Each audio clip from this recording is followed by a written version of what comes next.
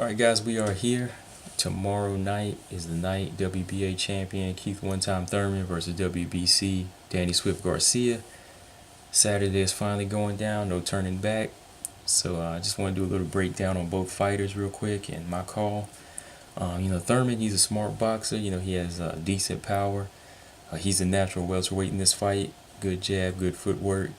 Seen him handle pressure well. Danny Garcia, he's a former 140-pound champion. He also has some good skill, good timing, a really solid pop at 140. Really yet to see its effects on a real 147-pound fighter. So that's what really makes this fight exciting. This is a big test for both fighters. Seeing this is Thurman's first fight with a big name that he called out.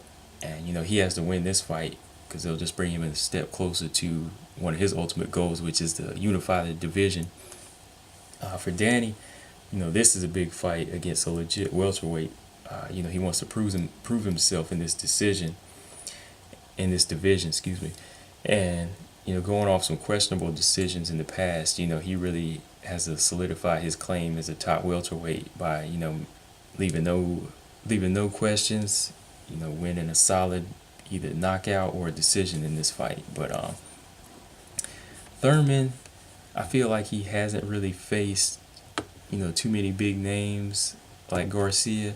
Not saying he hasn't faced solid opposition, but, looking back at his last 5 opponents, he's faced some solid guys, and these guys I felt would have gave Garcia trouble. He's had situations where he's actually had to deal with stronger punches. He's got hurt in the past, and he's still been able to continue on. And, sometimes he had to make the decision to box instead of trying to take a guy out. So, he's shown that he has some other plans and other tricks up his sleeve. But also after a car accident, he went right back in there against a relentless guy like Sean Porter, who really put the pressure on him for 12 rounds and really made Thurman work for the decision. And I feel like he has shown how he can overcome adversity in his fights. A lot of people talk about the body shots and that being a weakness for him.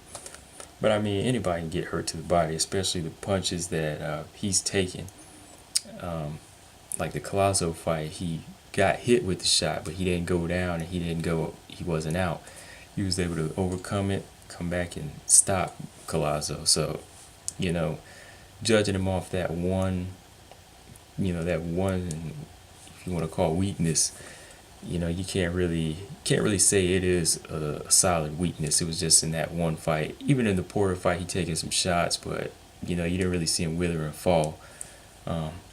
But yeah, I know this is going to be a target for Garcia. Seeing as Garcia probably wants to stop him and doesn't want to make 12 rounds of trouble, so it would be a good idea for him to target the body. So, but looking at Garcia, his last 5 opponents, it may give you reason why some people don't favor Garcia in this fight. When you look at Samuel Vargas, easy opposition, Rod Salka, none of those guys are anywhere as tough as Collazo or even Bundu, in my opinion. Guerrero, Robert Guerrero, he was a common opponent between Thurman and Garcia, and I felt that he gave Garcia a harder time than he did Thurman. Thurman did drop him and fought through a hematoma in that fight. So overall, I really have to lean towards Thurman in this fight. I just think he has the technical skills and the power to make Garcia respect him early. Granted, he gets the game started early.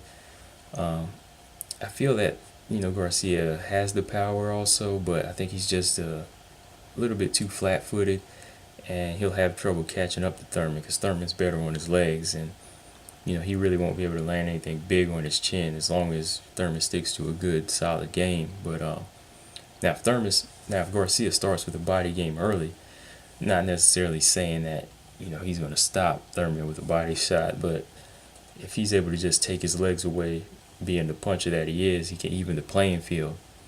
But I got to be honest, I've seen Garcia closer to losing and having some decision given to him versus Thurman. So Thurman really knows how to work for a win, aside from Garcia. I just also feel like he's the smarter fighter, and Thurman, he will capitalize on what some of the other fighters in the past didn't. Like Peterson, he's probably seen those fights and said, I just got to start early on what they did, leave no room for questions, and just take the win solid, either by late round stoppage from the beating, or just make sure it's a solid cut decision. So overall, I really think this is going to be a good fight. It's all going to come down to whose power is going to dictate this fight.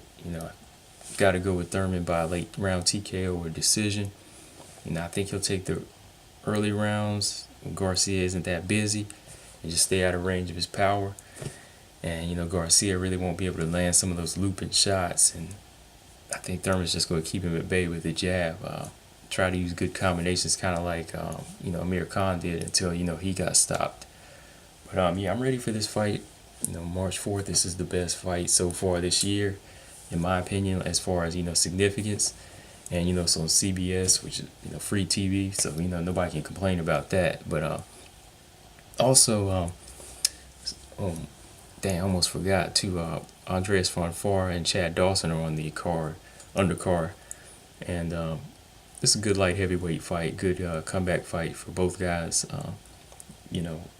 Fonfara, he's coming off of his first round knockout loss to Joe Smith Jr. And Chad Dawson, he's kind of at a crossroads in his career.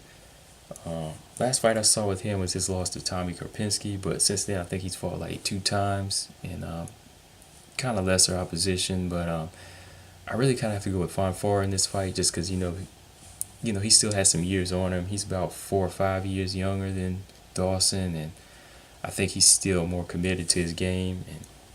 And I don't really think that so far. I don't really think that, from what I've seen, that Joe Smith Jr. loss really hasn't affected him mentally.